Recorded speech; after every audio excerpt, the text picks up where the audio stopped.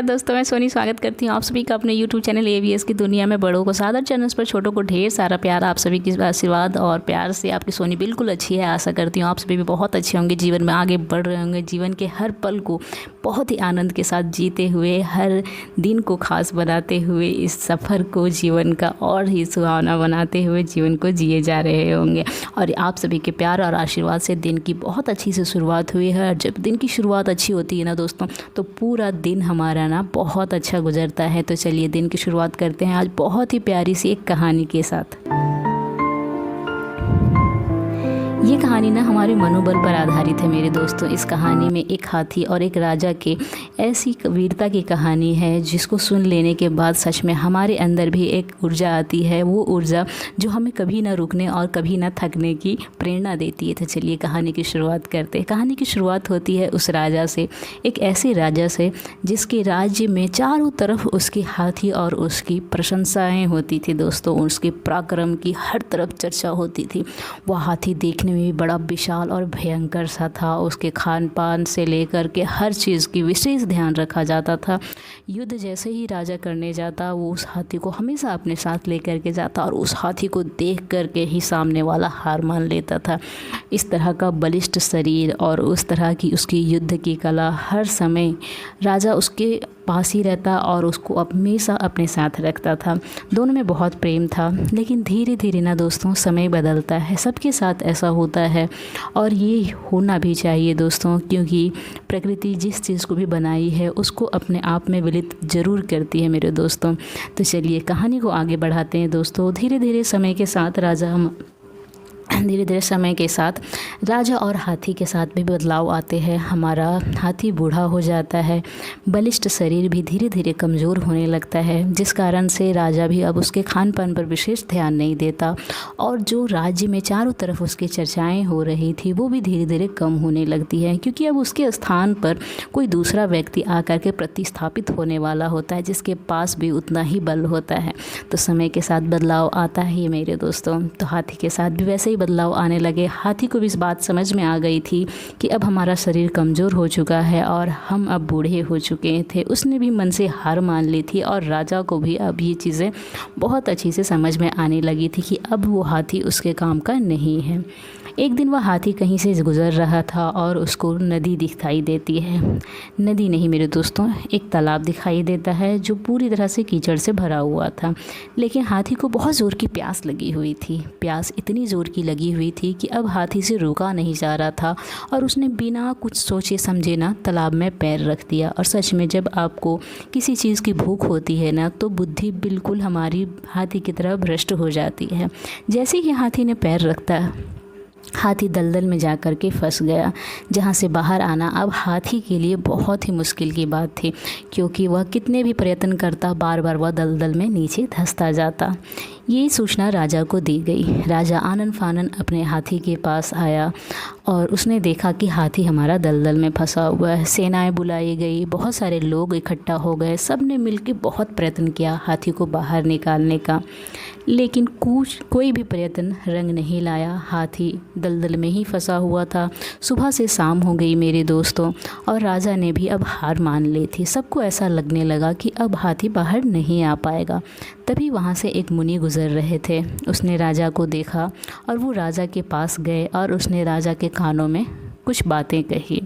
राजा ने जैसी ही वो बातें सुनी, तुरंत उस पर अमल करने के लिए सेना बुलाई गई। फिर से युद्ध घोषणाएं की गई, वही शंख बजाए गए और वही ध्वनियाँ बजाई गई जो युद्ध में बजाई जाती है। वैसी ही परिस्थितियां हाथी के सामने खड़ी की गई जो युद्ध में की जाती है। हाथी ने जैसे ही ध्वनियाँ सुनी और युद्ध वस्त्रों में सैनिकों को देखा, सैनिकों की आँखों को देखा और वही हाव भाव देखने के बाद एक आश्चर्यचकित कर देने वाला परिणाम हुआ। जी हाँ दोस्तों, हाथी ना बिल्कुल दलदल से बाहर आकर के सबके सामने खड़ा हो गया उसी जोश के साथ। ये चीज़ें देख कर के सब बहुत खुश हो गए और अंत में ना राजा ने मुनि से पूछा कि ये कैसे संभव हुआ, थोड़ा विस्तार से ज़रूर बता कर जाइए मुनि। तो मुनि ने कहा कि अगर आप ना मन से हार मान लेते हो मेरे दोस्तों, तो भगवान भी आपको जिता नहीं सकते, लेकिन अगर आपने मन से ना जीतने की ठान ली हो ना, तो भगवान भी आपको जीतने से नहीं रोक पाते। ठीक उसी प्रकार से मेरे दोस्तों, हाथी का भले ही शरीर साथ नहीं दे रहा था, लेकिन उसके मन में वो युद्ध की ध्वनियाँ और अपने पराक्रम के प्रति वह इतनी सक्रियता से खड़ा हो गया कि दलदल से बाहर आ गया। तो सारी चीज़ों में ना हमारे मनोबल का बहुत बड़ा योगदान होता है। अगर मन से कोई चीज़ ठान ली जाती है ना दोस्तों, तो सच में वो ज़रूर पूरी होती है, इसी हाथी की प्रकार की तरह। तो चलिए, इस छोटी सी कहानी ने बहुत बड़ी सीख दी है। तो हम सभी ये कोशिश करेंगे कि हर चीज़ों में पहले ना एक बार ज़रूर विचार करेंगे और मन से कभी नहीं हार मानेंगे। ये बात तो हम सभी को आज ठान लेनी है। और यहाँ पे देखिए दोस्तों, आज कपड़ा धोने की तैयारी चल रही है। सुबह का लगभग हम सभी का ना ऐसा ही दिनचर्या होता है, कपड़े धोना या फिर खाना बनाना। जी हाँ दोस्तों, थोड़ी देर के लिए मैंने कपड़े ना फूलने के लिए रख दिए थे। इससे क्या होते हैं ना कि कपड़े बहुत अच्छे से साफ़ हो जाते हैं। जब कपड़े फूल जाते हैं तो उनको हल्का हल्का हाथ से भी कर दो ना कुछ भी, तो वो आराम से साफ़ हो जाता है, क्योंकि ये रोज़ के पहनने वाले कपड़े होते हैं, ज़्यादा गंदे होते नहीं हैं दोस्तों। तो इनको किसी भी तरह से साफ़ करो ना, आप आराम से साफ़ हो जाते हैं। कभी कभी ना कोई चीज़ें ना हमें अनुभव सिखाती है। बहुत सारे लोग कहते हैं ना कि अनुभव या तजुर्बा ना उम्र के हिसाब से आता है, पर मेरा ऐसा मानना है ना कि अनुभव ना उम्र के हिसाब से नहीं आता है मेरे दोस्तों। अनुभव आता है हमारे कार्य करने की क्षमता के अनुसार। हमने कितने सारे कार्यों को अपने जीवन में करके रखा है, या हमारी परिस्थितियाँ हमें ये चीज़ें सिखाती है। तो अनुभव के लिए ना ज़रूरी ये है कि आप क्या क्या करते हो। उम्र का मुझे नहीं लगता कोई लेना देना होता है मेरे दोस्तों, क्योंकि अगर आप कुछ करते नहीं हो ना, तो आपको उन कार्यों को करने का या उन परिस्थितियों में जीवन जीने का ना अनुभव कभी नहीं आएगा मेरे दोस्तों। तो अनुभव आपको ना परिस्थितियाँ ज़रूर सिखाती है। मान लीजिए एक छोटे से बच्चे को ना हम ये बार बार कहते हैं कि वो चीज़ नहीं छूनी है, या लैंप जो वो देखता है लाल लाल, तो उसको मन में ना बड़ी एक विचार होती है कि इस चीज़ को हमें छूना है, लेकिन हम लोग मना करते हैं। पर अंततः वो बच्चा छूता है, उसके बाद उसे वो अनुभव हो जाता है कि इस चीज़ को हमें नहीं छूना है। तो जब तक हम वो चीज़ करके नहीं देखते ना मेरे दोस्तों, तब तक अनुभव नहीं आता है हमारे पास। और यहाँ भी देखिए, आज मैं क्या कर रही हूँ ना दोस्तों, करेले का भरवा बनाने वाली हूँ। तो आज करेले का भरवा बनाने के लिए देखिए, सबसे पहले क्या करना है कि करेले को बहुत अच्छे से मैंने धो लिया है। अब इनका ना ऊपर वाला थोड़ा सा हिस्सा काट दे रही हूँ। इस टाइम में आप चाहो तो इसके अंदर वाला गूदे और बीज निकाल सकते हो, या फिर उबाल के निकालिएगा ना दोस्तों, बहुत आराम से आपका निकल जाएगा। तो पानी मैंने यहाँ गर्म होने के लिए रख दिया है। अब पानी गर्म होने के बाद इसमें थोड़ी सी हल्दी और थोड़ा सा नमक डाल करके इसको ढक दिया है। दूसरी तरफ मैंने चलाया है अपना चावल। दोनों काम हो जाएंगे एक साथ। दोपहर का टाइम है, किचन विचन पूरा लगभग मैंने साफ़ कर लिया है, और दोपहर के टाइम में खाने में लगभग हम उत्तर भारतीय चावल ही खाते हैं, तो चावल ही बना रही हूँ और उसके साथ ये भरवा बना रही हूँ। बहुत ज़्यादा स्वादिष्ट लगता है ये वाला, बना के ज़रूर देखिएगा। तो चलिए आपको दिखाती हूँ कि ये बनता कैसे मेरे दोस्तों।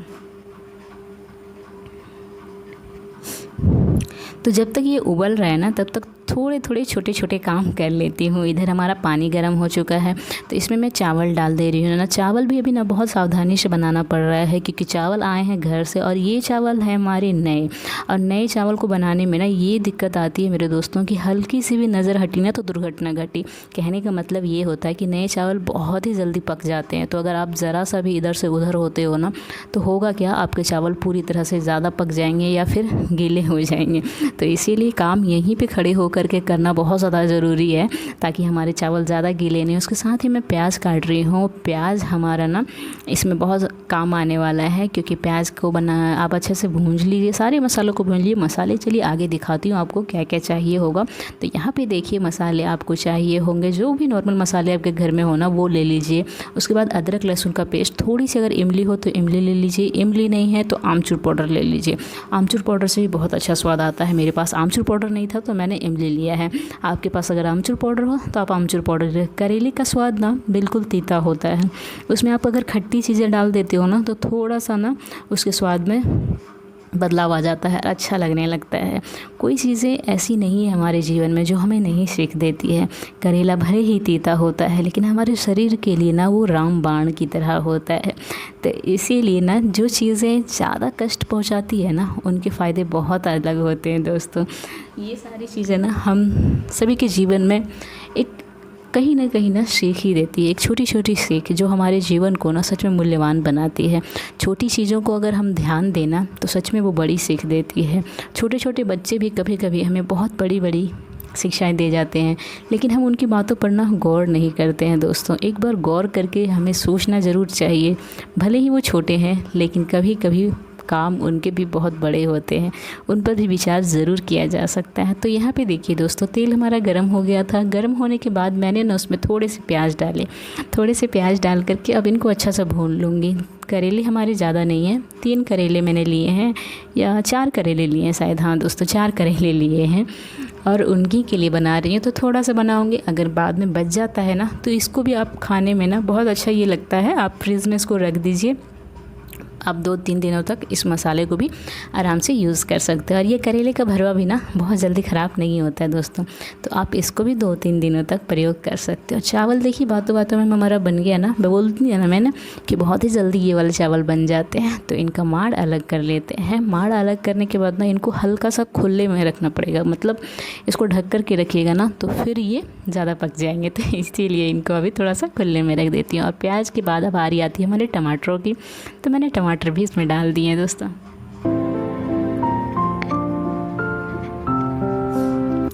जीवन सच में ना बहुत अमूल्य होता है मेरे दोस्तों। कवियों ने हम जीवन पर बहुत सारी चीज़ें लिखी है जो सच में जीवन को बहुत सुंदर बनाती है। हमारे देश के कवि ना जिस दृष्टिकोण से ना हमारे समाज को या हम सभी को देखते हैं ना, हम सभी उस दृष्टिकोण से नहीं देख पाते हैं। लेकिन हाँ, उन सभी चीज़ों को पढ़ लेने के बाद ना एक अलग सा प्रेम होता है आपको अपने आप से, अपनी प्रकृति से और अपनों से। ये चीज़ें बहुत ज़्यादा सरल है और इनको समझने के लिए ना कभी कभी अपने कवियों की भी दृष्टि से समाज को ज़रूर देखना चाहिए। कवि से ना एक बात याद आ रही थी, बहुत ही प्यारी सी बात है। चलिए उसकी शुरुआत करते हैं मेरे दोस्तों। एक कवि ने बहुत ही प्यारी सी पंक्तियाँ लिखी हैं, प्रेम पर आधारित वो पंक्तियाँ हैं श्री रामचंद्र और हमारी माता सीता पर। दोस्तों, बगिया में जब श्री रामचंद्र और लक्ष्मण जी आते हैं बगिया देखने, उसी समय ना अपनी सखियों के साथ माँ सीता भी आती हैं और दोनों के पवित्र प्रेम का कवि ने ऐसा वर्णन किया है ना कि आप उन दोनों को एक बार पढ़ते हो ना तो सच में दुनिया में जो प्रेम की परिभाषा है ना, कवि ने बहुत ही सुंदरता और पवित्रता के साथ उसको चित्रित किया है। अब देखिए दोस्तों, यहाँ पे क्या कर रही हैं कि हमारा मसाला बन के तैयार हो गया है। अब इनको ना अच्छी तरह से भर दीजिए। भरने के बाद ना आपको हाथों से थोड़ा थोड़ा बीच में दबा देना है, नहीं तो क्या होगा कि आप इसको तेल में डालोगे ना तो खुल जाएगा। तेल में बिल्कुल वैसे ही फ्राई करना है जैसे आप नॉर्मल मछली को करते हो। हल्का सा तेल देख कर के भी आप इसको सेक सकते हो, थोड़ा सा ज़्यादा दीजिएगा ना तो स्वाद थोड़ा ज़्यादा अच्छा